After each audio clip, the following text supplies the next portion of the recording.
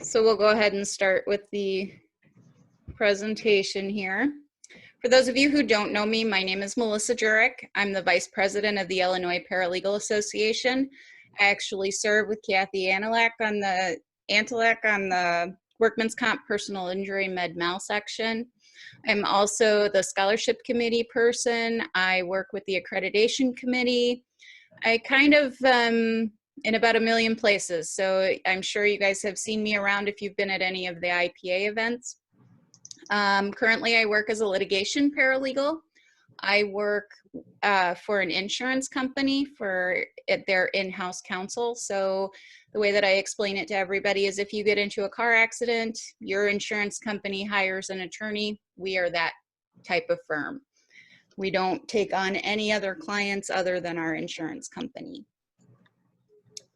So we're going to start out by talking about one of the most important things to do during all of this.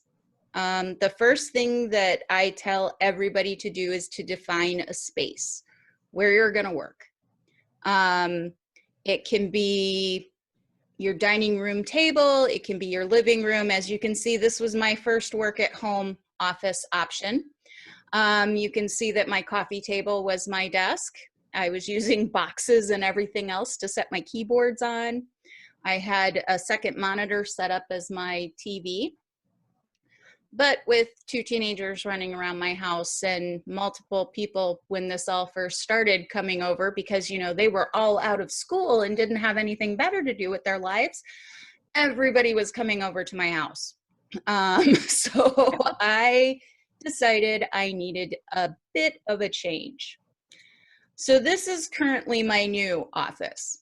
As you can see, this used to be my husband's man cave. You can see his giant fish on the wall. One thing that you don't see in this picture is just to the right of this, right in front of me, is the bar. So I can successfully say I now have a bar in my office. No. But the one thing is with my basement is that this is an area where people don't necessarily walk in and out of. I can control who comes down here with some limitations. As you can see, I have my computer and I just kind of propped it up to use it as a screen. The second larger screen is actually a TV I bought at Walmart. They were on sale for $89. And now I have a smart TV that is included with Amazon, Netflix, everything else on it. So I can actually use this as a separate TV. So I'm getting more than one use out of it. When I was looking around for monitors, I discovered that it was $89 to buy a 32-inch TV, and it was $180 to buy a 20-inch monitor. So wow. I went with the easy option. That monitor or that TV is actually attached to an articulating monitor arm that I attached it to, so that I can have it setting against the wall when I'm not using it and actually use it as a monitor and move it around to where I need it to be. This entire setup probably cost me under $150. So it was a great option for being able to do that. So I always tell what I've been telling everybody and what I've heard on multiple locations, multiple webinars, is that defining a space will be an entirely huge game changer in your ability to work from home. I know it's helped me out. One of the other things that everybody should be doing is checking your internet bandwidth. Most of the internet providers out there have actually canceled the limits on the amount of data you can use.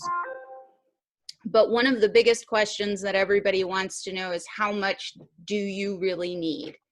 And I also want to let you guys know I'm going to send you a PDF of all of these sheets too as well. So you'll have them for information later. If you're just checking the internet and browsing the web, you know, I just kind of put down how much each of those options that you'll use. A lot of times people don't know how fast their internet is. Right now, the internet companies are working from home too as well a lot of times. So most of the websites out there say 25 megabits per second is the Goldilocks zone. It's not too much, it's not too little. So you can kind of gauge what your internet use is or what you need by that 25 megabit option. Now I do have on here the speed test, and I'm gonna stop sharing and I'm gonna go ahead and go to that website so you can kind of see what it looks like. So this is what the website looks like. You just type in speedtest.net and you can go ahead and hit go. And it runs its little test. It sends stuff out and sends stuff back. And it doesn't take very long at all. So I figured it was a good option to be able to show you guys what that looks like.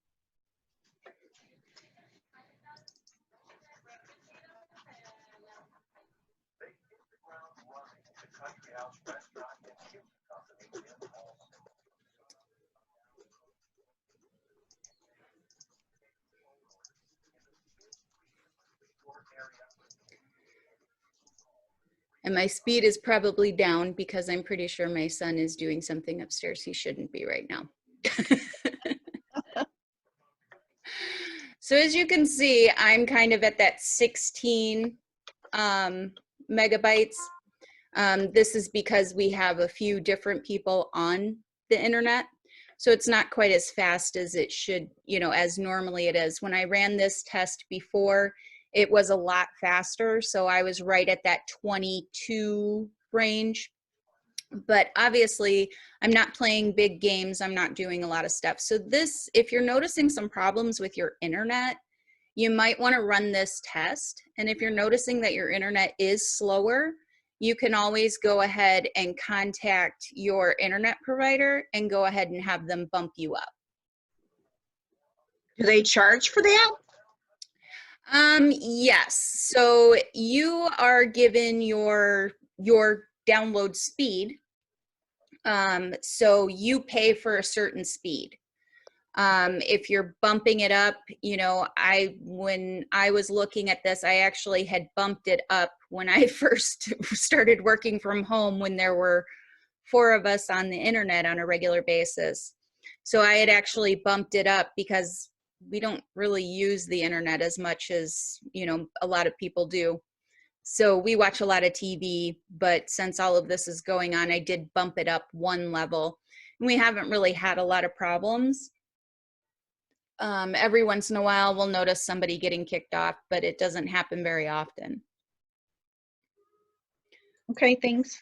No problem. So we'll go ahead and go back to sharing the other screen here so I can keep myself on my slideshow. So checking your internet's very important. Now, I had also talked about not having a second monitor. I am a dual monitor person. I need both those monitors to be able to function. If you don't have a monitor, you can check the back of your TV. Almost all the newer smart TVs have an option to be able to be connected to your computer. A lot of the TVs will even have that monitor connection cable also. So Yeah, I also use dual screen. Yeah. So I have so many programs to look at. Exactly. I'm usually going between different things. So this is kind of what you need to do. But I'm actually going to show you how to do it so that you see how it looks in real life. So the first thing that you do is you connect your TV to your computer. Kind of a dummy thing, you know, just plug it in. A lot of times it'll automatically pick it up. I know that when I connected mine, it did right away. You want to select on your TV your input. Mine's actually connected to HDMI 1, and I just go on my remote and pull that up. Then you're going to want to go ahead and go back to your computer. You're going to right click on a blank area of your desktop. Basically anywhere that doesn't have an icon, you'll go ahead and right click on that. And actually I might be able to bring that part up. Display settings, let's see.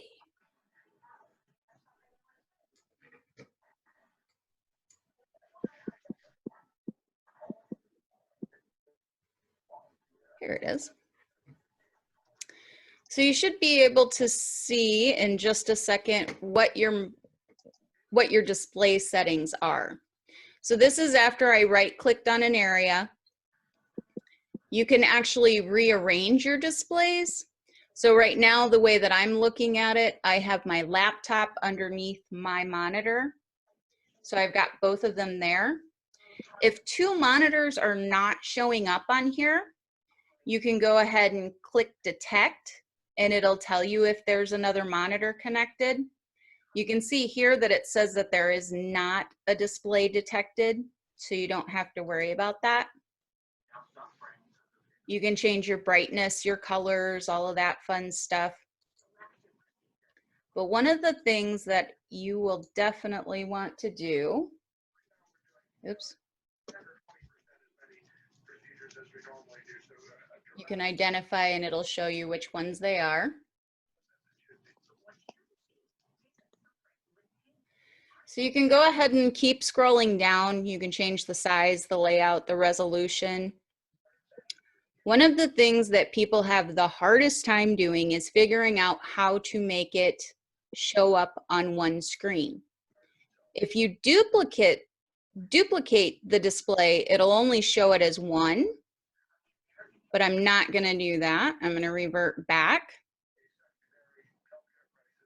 So you want it to say extend displays. And what that's gonna do is it's gonna basically turn your two monitors as though they were one, and you can move between the two monitors for the dual display. That's one of the things that I have shown just about everybody in my office how to do. So this is a way that you can do it. So if you have one monitor over here and one monitor over there, when you scroll across, it's going to pull it this way. So you can maneuver those monitors however you want them, so that it's a seamless process to work between the two. That makes sense to everybody? Yes. Okay, and if you have any questions about that, you guys can always reach out to me and I might be able to give you a hand on it too.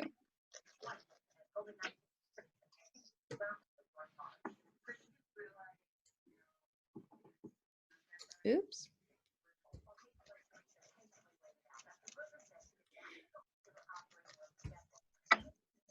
Okay, so one of the things that in my office, it's not such a big deal, but when I used to work on the plaintiff side, one of the things that I hated doing was giving my personal phone number out.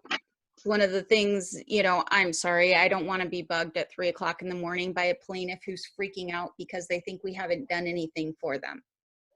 Working in insurance defense, I don't get that at all, so it's wonderful. There's several options that you can use out there.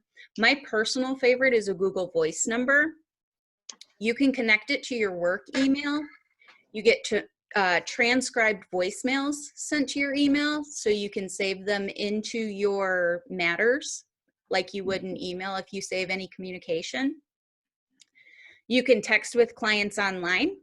I actually work on the 52nd floor of the Willis Tower, and I cannot get cell service up there to save my life. For some reason, when you get about the 50th floor of any building, it's just no good. So you can actually use this particular option, and I can just go right online and talk and chat with my clients or anybody that needs to talk to me through this. You can actually have it forwarded to you to your phone. You can answer it online. Almost all the Google Voice calls to the US are free. There are a few select numbers that do charge you 1 cent per minute. So this is a great way for you to keep your personal line private. I actually have it up here so you can see what it looks like on the internet.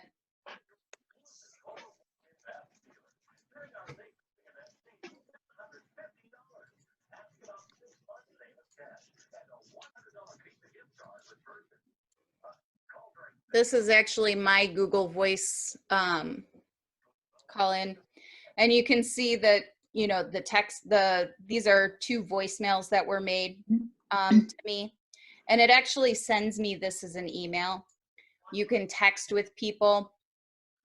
This is how a lot of times my kids will send me text messages when they can't get a hold of me at the office. They'll actually send me one to they call it my work cell phone number. So this is a great option. Kathy, you said that you use something else. Yeah. Yeah, if I could jump in if that's okay. Yeah, I'll go ahead. Yeah, it's called, does anyone use Sideline? It's an app. No, I didn't know about it until my attorney told me about it, since I go into the office 2 days a week and I work from home 3 days a week. So we have like a skeleton crew. So when I'm home, I still have to be able to answer calls. So he told me about the Sideline app, and you just download it. It's free. And it's really cool. It'll walk you through the steps. It only takes a few minutes. And you'll be able to give you a whole list of a number. So it's another number for you to have through Sideline. And that's where your clients can call you from. So that way you don't have to give them, like Melissa said, your personal number. So I really like it. And I think it was for the first 7 days, it's a free trial. And then after that, it's $9.99 a month. So it's really not too bad. I'm still getting the hang of everything.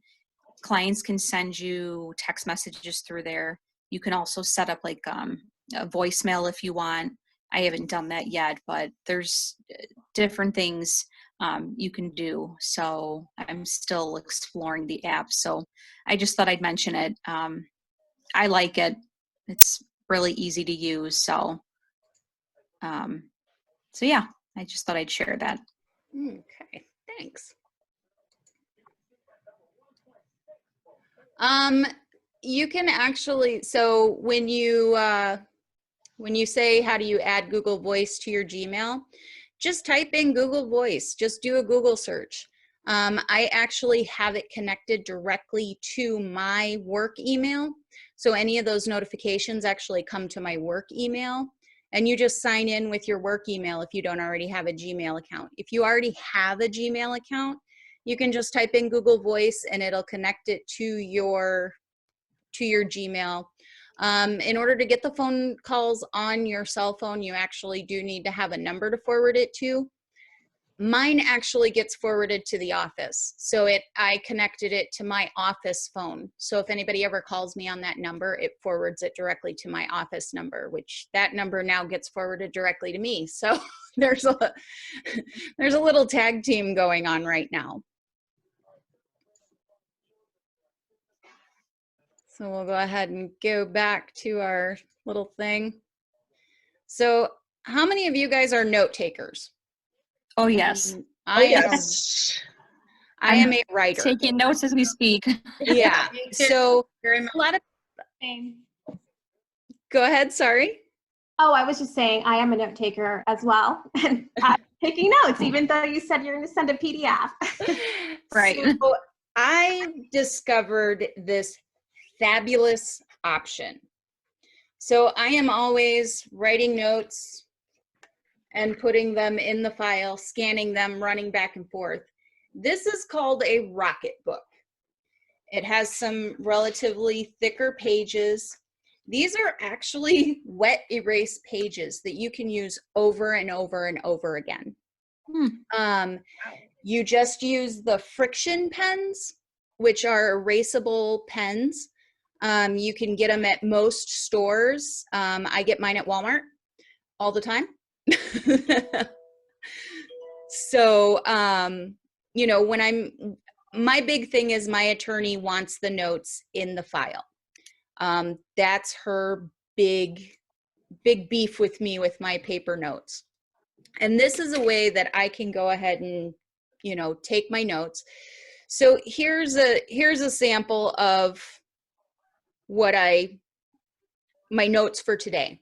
I just kind of took some quick notes to look at so that I knew where I was going to be, what I was going to do.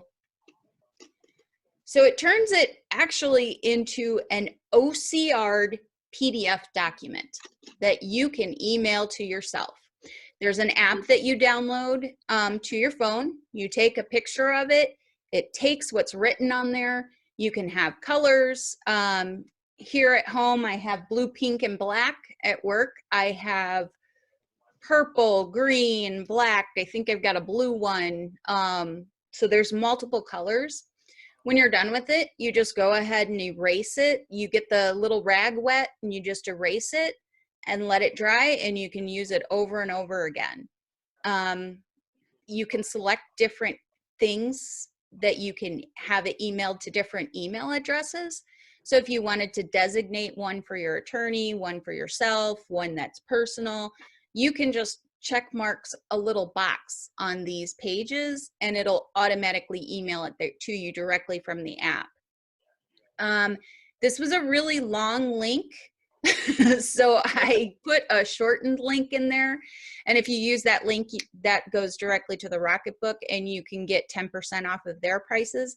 I know that they sell them on Amazon. They're sold in a lot of different places. They have a lot of different sizes. They actually have a small little, you know, I always call them cop notebooks. I don't know what else to call them. Those little ringed, you know, notebooks that you flip. They have them in, you know, medium, they have them in large. Another thing that they do have is they do have an option where you can actually print off some of these pages. I've done this in the past where I've had clients fill out something and I could copy it directly onto the page. I don't have any of that stuff here with me at home, so you can kind of Google it. But like I said, this has been a great lifesaver for me, just to be able to, you know, be able to keep those notes in a PDF fashion. And it's quick and easy without me having to get up and go run to the copy machine. So one of the things that I've learned is it is very, very, very important to take breaks. That first week that we were home, I worked from 7:30 in the morning until 5, 6 o'clock at night. I normally start work at 4:30. At 7:30. I get off at 4:30. And because I'm at home, I don't really think about standing up, moving around. One of my friends is actually a huge proponent of the Pomodoro method, which is where you take blocks of time, you work 25 minutes at a time, you take a 5-minute break, you work another 25 minutes at a time, and then you take another break, and then there's longer breaks. For me, that doesn't work. 25 minutes is not long enough for me. So what I do is I actually set a timer for an hour.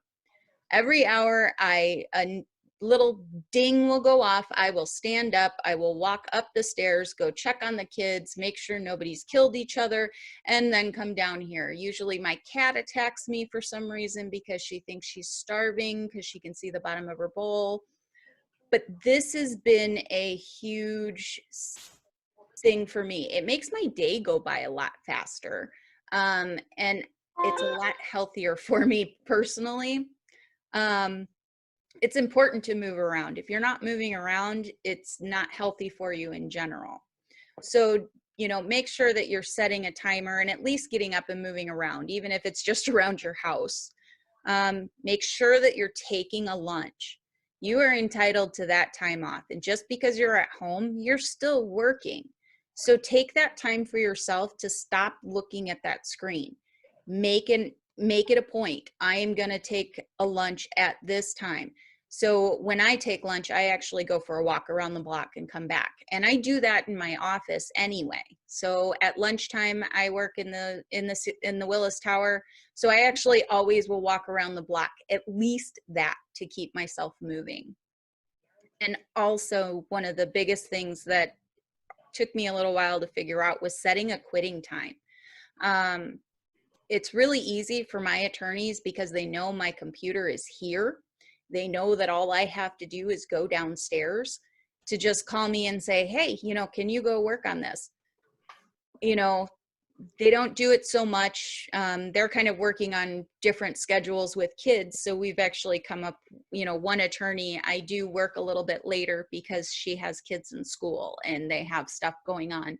So what she'll normally do is that morning, she'll send me a list of stuff and then we'll actually go over it after. So we've come up with my quitting time. But just because you're working from home doesn't mean that you're not entitled to that time to be home. So make sure you guys are doing that too as well. I did put together quite a few webinar resources that have a lot of great information. I didn't want to take up all afternoon for you guys. So I put these together. One Legal has some great legal conferences that they had, I want to say in March. If any of you guys are ILAPs or CRPs or, RPs, if you need some CLE credit, you can actually get some free CLE credit from this One Legal Up conference. And there's that all important ethics one that's in there that everybody needs. It's actually presented by our own Karen, who's our treasurer. So she does that one. So you can go ahead and definitely take advantage of that. Affinity Consulting, oh wow, I misspelled that. It's actually supposed to be services. It's a series. They have what they're calling the symposium. All of last week, they did 1 hour little segments of webinars that you could watch that gave a lot of really good information, a lot of really good advice, a lot of really good ideas. They are actually going to be doing it again next week with a whole different set of topics, but they did save all of the past topics. And if you go to this website, you can sign up for them. I want to say it starts at 10:30 and goes to like 11:45. So it's a great option. And also don't forget to check the IPAonline.org. We have been working really hard to make sure there's a lot of resources up there of stuff that we have found out, stuff that's provided by our vendors or other organizations that you might be interested in checking out. So definitely make sure to check our website. If you look at our calendar, it is a very bright array of colors right now because there are so many options out there, and we want to make sure that we're giving all of our members the opportunity to be able to get those that information, because like I said, there's just so much out there. All right, so I'm going to go ahead and throw it out to you guys. Jody, you said that you use OneNote for taking notes. How do you use that? Or Jody, sorry. Jody, did we lose you? Oh, okay. You can go ahead and type. Is it too long to type?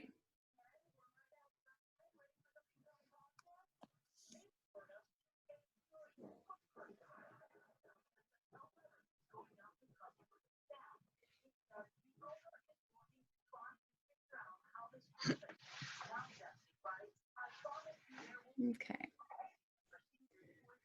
So does anybody else have any tips and tricks that they'd like to share? Because I would love to hear options from everybody. Anything that you found that's really helped you out while all this is going on? Yeah, I still definitely do my yoga, and I see my chiropractor still too. Yeah, my best friend is actually a chiropractor, so she's still, they are about the only doctors that are open. Yes, well, we're so tense now. I mean, we're sitting all day confined in, one room. So I think that's important, even just to get out to walk around, or go for a drive. Mm-hmm. So Jody put in here that we'll go back to OneNote. She uses it for each case when ordering records, putting notes when ordered, follow-ups, etc. Document and discovery tracking. Basically trying to keep everything paperless. Witness contract. Yeah, that's great.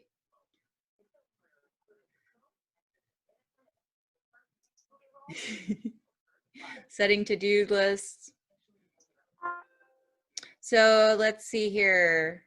Racine, you put that you're keeping a set schedule? Yeah, it's just like if you get up at the regular time you would normally get up if you were going to the office.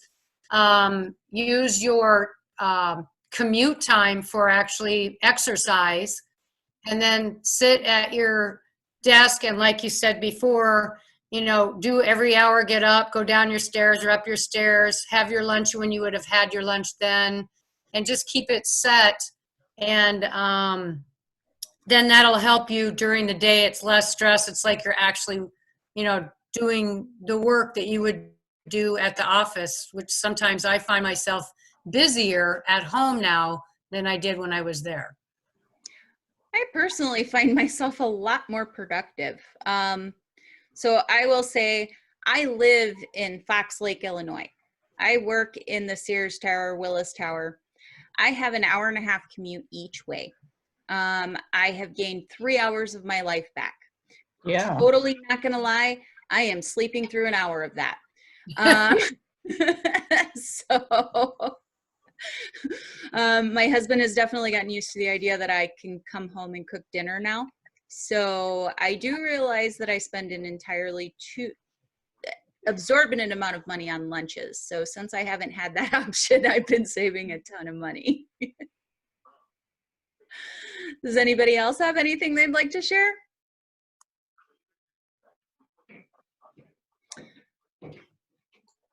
Linda says that she has a stand-up desk at the office. She has a makeshift stand-up desk set up at her kitchen counter, which is great. That is a great option. I know that I need to remind myself to stand up. I actually do the same thing in my office. I always have a timer set.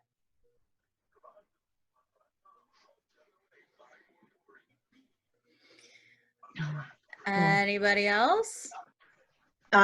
This is Mary Ellis talking. I also started seeing a chiropractor because I have a computer desk that I have set up in my family room, and I'm turning my neck in a completely different way than I used to in my office. So I've been seeing a chiropractor since we started working from home because I get these knots now in my back. So those are that's awesome. Yeah. It's so good. Even to get a massage. Yes. Yeah, I can't wait for those to open up again. Yeah, massage envy's Oh, well, closed. no, my lady at the Cairo, she has her own massage and lady there, and she's still giving massages. Is she out? I just wonder how safe that is, especially because I have my personal chiropractor and I haven't seen him since this started because I didn't know if we were supposed to have contact like that. So that's just a fear of mine, I guess. I know the chiropractors, especially my friend, knowing her personally, she's very big on, using your body's own immune system, Right. making sure that your body's in alignment because that's going to help you in general be healthier. I've seen it in my kids. My daughter went from needing to have tubes put in her ears to having the surgery canceled, and she hasn't had an ear infection since. So she is very, very clean. She wipes down the table before everybody comes in with the sanitizers. She also makes sure, just in general, she does kind of do a little triage before you get to sit down on the table, just to make sure that nobody's been sick. For people who are immunocompromised, what she actually does is she goes directly to their houses so that she can go there to check on them. So she's really been working hard to keep her patients aligned. That's what I always tell her. She's keeping her patients in line. So a lot of those chiropractors and stuff, certain doctors, I really wish my eye doctor would come back because I'm in dire need of contacts. And unfortunately, I don't have a contact I need new glasses before I get new contacts, and they'll only sell them to me in 6 months supplies. So I'm not real thrilled with that option. So hopefully they open up soon too.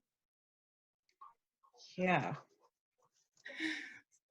So before we go, I just wanted to take a moment and share the IPA's website really quickly so you can see all of the 50 million things we have online. Oops, wrong keyboard.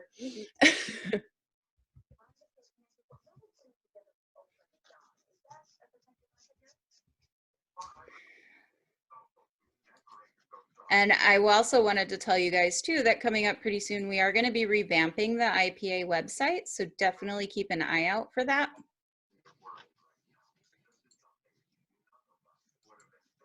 So for those of you who don't know where to find the, can you guys see the website up there? Yes. Yes. Okay. Yes. So for those of you who don't know, you can go ahead and log in to the website. You guys all signed up for the event today, so you can go to our calendar of events. All right, Sputnik. There it goes. And you can see all of the events that we have on the calendar. One thing that I have been promoting like crazy is this remote notarization during the pandemic. For those of you who aren't aware, the governor did sign an executive order that allows us to notarize remotely. So this is going to be a great tool for you guys if you are notaries to be able to know how notarizing is being done. Also, it's approved for CLE credit, so you can go ahead and get your CLE credit for that. There are a lot of other options that are on our website too. With our fall or our spring education conference being canceled, we wanted to make sure that we had as many opportunities for our paralegals to be able to get some CLE credits. So if you do have a credential that requires you to get CLE credits, make sure you're coming here and checking this out because there are tons of options that are out there. We're actually going to be doing an e-filing in Illinois option for our students and new paralegal members. This is basically going to be a history. I'm going to be presenting that on the 28th. Basically for students and new paralegals, we unfortunately had to cancel the Career Acceleration Seminar that we do twice a year. So we wanted to try to make sure that we had something for those students who missed out on that event. So that's something that we're going to be having too as well. Oops. The different colors, sorry. The different colors are actually different types of events. So if you notice, everything in orange are items that aren't necessarily hosted by the Illinois Paralegal Association. They could be different members. CSC, for example, is one of our vendors that is a member of the IPA. The blue items are our section meetings. So these are items that are put up and are put together by the different sections of the Illinois Paralegal Association. And then pink are items that are for the board. These are things like, for example, our annual meeting and elections. So if any of you guys would like to socialize with us on April 22nd, normally this is a fun event that we all go to. It's your opportunity to be able to meet your new candidates, and also to meet the board, different vendors. It's always a really good time, and we're all really sad that we're not going to be able to go to, or to host it. So we figured we'd do it digitally. I encourage everybody to have their glasses of wine there so we can all have a little bit of a cocktail hour. So you can go ahead and register for that. That'll be an option for you to kind of see who the new people on the board are. You also get to see who your new president, vice president, treasurer, and president, vice president, secretary, and treasurer will be. So this is kind of an option. We do a very bare bones board meeting that day. And basically all we're doing is we're just saying, this is where we're going to have the meeting next year. This is the day we're going to do it. And then after that, I know Yvonne has put together some games. So we'll be playing some games that everybody can kind of join in. We usually have some prizes and stuff that we give away. So I don't know exactly what's going on with that, but there might be a couple of prizes too as well. So I encourage all of you guys to go ahead and register, but definitely, you know, stay in the loop. In my office, I can't do a lot of webinars because I work in an open air environment. So I have found that it has been great for me to be able to listen to these things on the side. I've picked up a lot of information. You know, I'm the type of person who can work with a TV going. I don't need silence. I actually need music or something playing. So these are some great options that you guys can do. So does anybody have anything else that they'd like to add?